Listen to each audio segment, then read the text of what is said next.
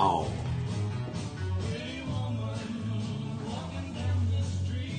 No. This video will not include archetype-specific monsters and instead focus on standalone cards. This is because there are some Yu-Gi-Oh archetypes that contain cards that could fill this entire list on their own, like the Ghost Trick archetype. It's a really cool looking deck and all of their cards look like that they are Halloween themed and they would be perfect for this countdown, but that is also why it would be too easy to include them. Another example is the Burning Abyss archetype, which is literally based on Dante's legendary journey to the depths of hell, so of course there's going to be demons and other scary things featured in their artwork. Or Pegasus's classic toon monsters that also all look very creepy. And I have always viewed toon cards actually as being low-key the darkest Yu-Gi-Oh archetype. That's just my opinion though. So let's not make this list too easy, and that all being said, let's also try to get through this countdown without mentioning Twin Long Rods.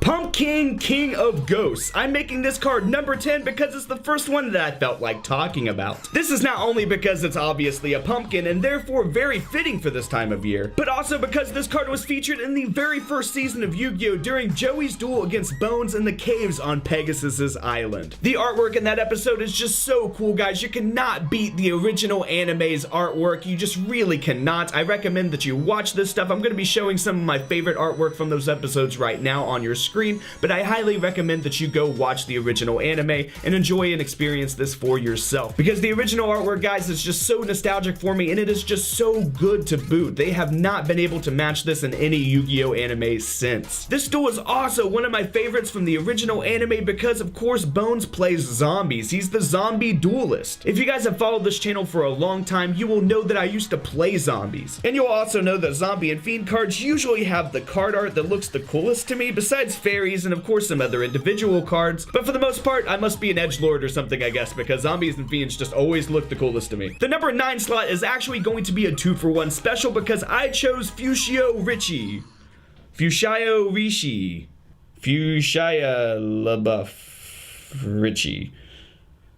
And you can't have this spooky mummy without Great Desert, which summons him from the hand or deck if you destroy 2 of your opponent's monsters, which is a very unique effect. I'm just going to quote the Yu-Gi-Oh wiki here. This is one of the few cards, if any, whose effect activates after destroying a certain amount of monsters. Fushia LaBeouf himself also has an interesting effect. You can flip this card into face down defense position once per turn during your main phase, and summon zombies from your grave when it's flipped face up, and it negates the activation and effects of all spell and trap cards that target it and destroys them. This card isn't on the list because of its effect and summoning condition though. It's on here because it comes in an ultra rare and I always see it randomly in card shops and stuff, and it's the most badass looking mummy monster ever printed in my opinion. At least I'm pretty sure it's a mummy. He's very skeleton-like as well, but Nosferatu in this card's Japanese name is a Romanian word meaning devil or vampire, and Nosferatu of course is also the name of the vampire from the classic horror film sharing the same name,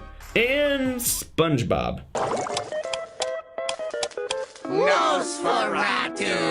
Next up is Morphing Jar. And Morphing Jar, guys, is scary enough in Go format alone because it discards yours and your opponent's entire hands and lets you both draw 5 new cards. It can be very advantageous and very catastrophic when this card gets flipped. And just look at this thing. Tell me with a straight face that you'd stick your hand in that jar. What the hell even is that in there? It's either something very scary hiding in the shadow, or it's the dwarf in the flask from Full Metal Alchemist. You can call me the dwarf in the flask, homunculus.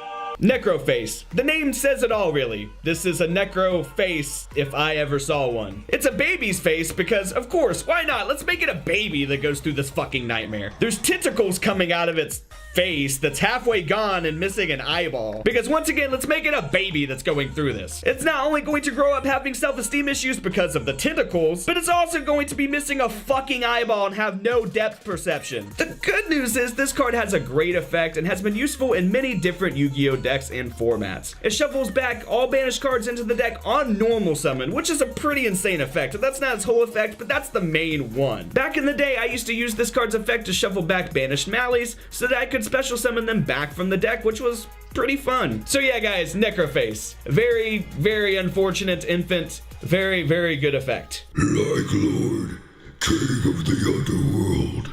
I felt like putting this skeleton card on here over a certain other skeleton card because the other skeleton card is technically kind of an archetype in a deck.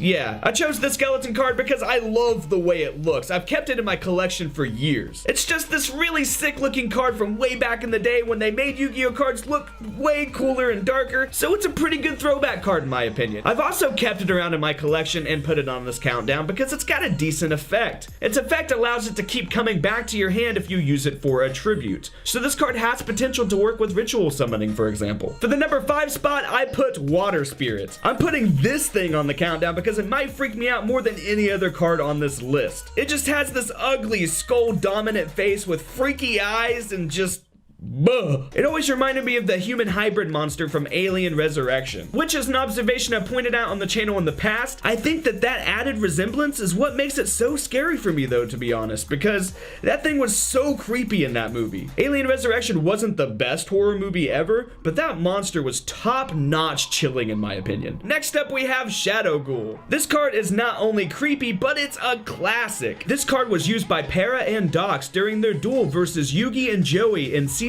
1 of Yu-Gi-Oh! This is the same duel that introduced us to other classic cards as well. Mainly though, Gate Guardian and the 3 monsters that make him up. Kazujin, Suijin, and Senga of the Thunder. Shadow Ghoul also kind of always reminded me of the Fly monster from Cronenberg's The Fly. The Fly monster in that movie always freaked me out when I was a kid. And that's still one of my favorite horror movies to this day. That movie is just so good. So that tiny bit of resemblance that I see makes this card even more terrifying for me. Even though the Fly monster that I'm talking about might look more like Metabog Lobster, but that's also an eerie card, so let's just go with it. Plague Spreader Zombie.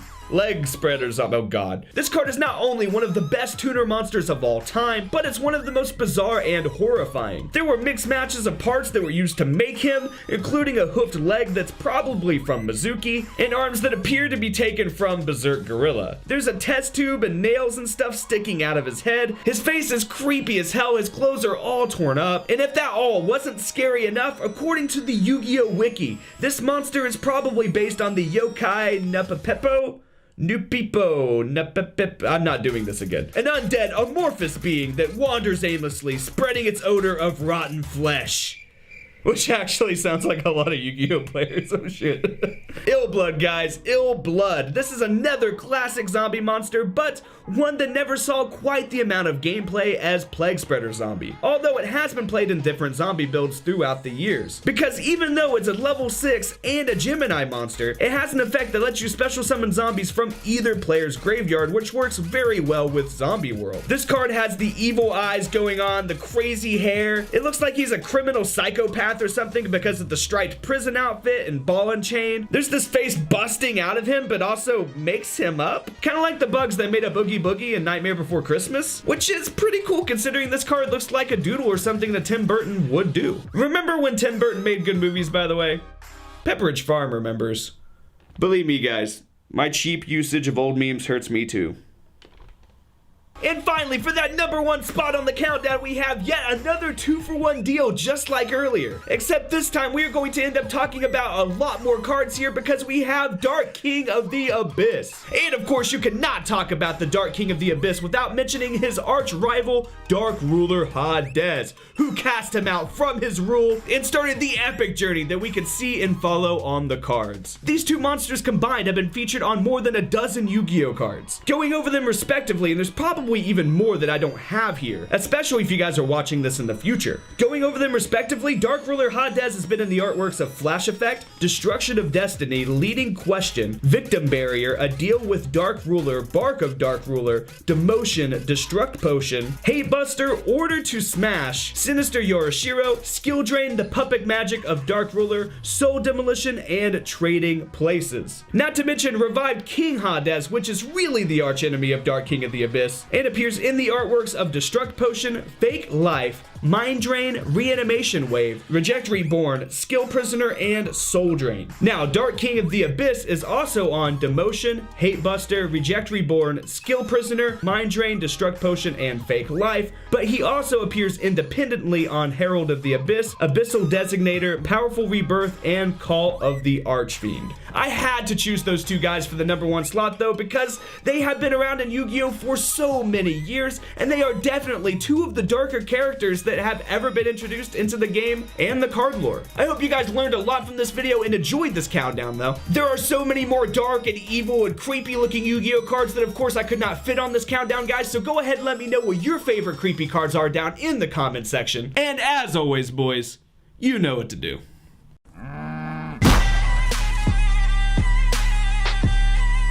Subscribe!